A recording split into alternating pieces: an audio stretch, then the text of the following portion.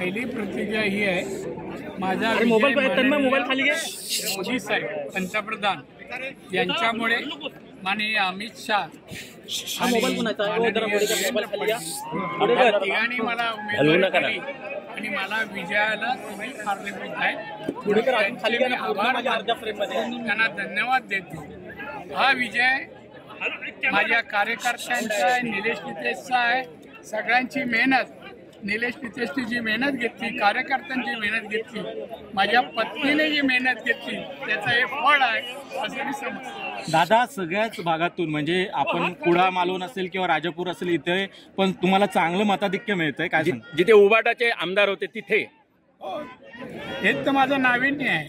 जिथे पिकलं जात नाही तिथे पिकवतो मी. हे वैशिष्ट्य आपलं. दादा, कोकणात कमळ फुललंय, कसं वाटतंय? बरं वाटतं, गोड गोड वाटतं. विरोधकांना काय सल्ला द्याल आता?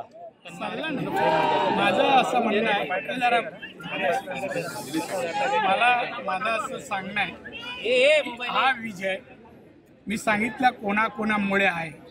भारतीय जनता पक्षाचं कमळ कोकणात फुललेला आहे.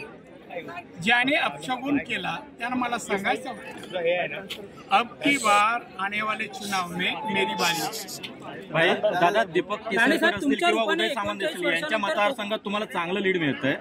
त्यांना धन्यवाद देतो. दीपक केसरकर एक नंबरला आहे, हा उदयही आहे. तर या दोघांनी माझ्यासाठी मेहनत घेतली, परिश्रम, त्या विजयामध्ये त्यांचा सिंहाचा वाटा. आता मुंबई महापालिका निश्चित मिळणार. जिल्हा परिषद आहे, पंचायत समिती आहे, मुंबई सगळं मिळणार. कोकण जिथे तिथे सर्व काय. राणे साहेब, तुमच्या रूपाने कोकणाला 39 वर्षानंतर कमळ फुललेलं आहे. तुमच्या रूपाने 39 वर्षानंतर 39 वर्ष खतपाणी घालत होतो, त्यामुळे 39 वर्षानंतर आलं कमळ.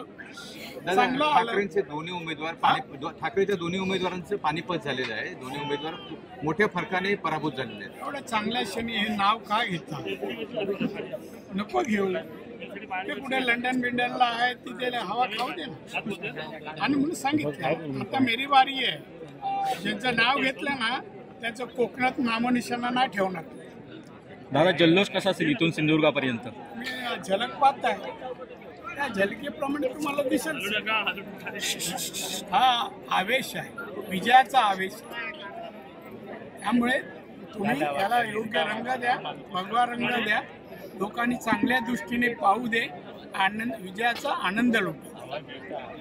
आणि त्यानंतर 5 वर्ष सिंधुदुर्ग असो रत्नागिरी असो, लोकांनी मला मतदान भरभरून दिलंय.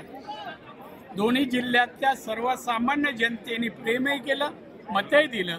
त्यांना मला विकास दाखवायची, त्यांची सेवा आणि विकास मला करायची. सर, एकूणच मिळालेल्या मताधिक्याबद्दल काय सांगा? काय सांगू, चांगली गोष्ट आहे. मी समाधानी आहे, आनंदी आहे. म्हणून तर मी लोकांना श्रेय देतो, सगळ्यांना श्रेय देतो ना. आणि म्हणून जे सांगत होते जनावर ते कोकण म्हणजे आमचं काय, ते कोणाचं काय, ते मी सिद्ध केलं. तुम्ही सकाळीच मतदान केंद्रावर हजर होता, मात्र विरोधक पहिल्यापासूनच नव्हते. विरोधकांना मी ज्या वाटेने जातो, रस्त्याने जातो, ते माझ्या विरुद्ध फिरकत पण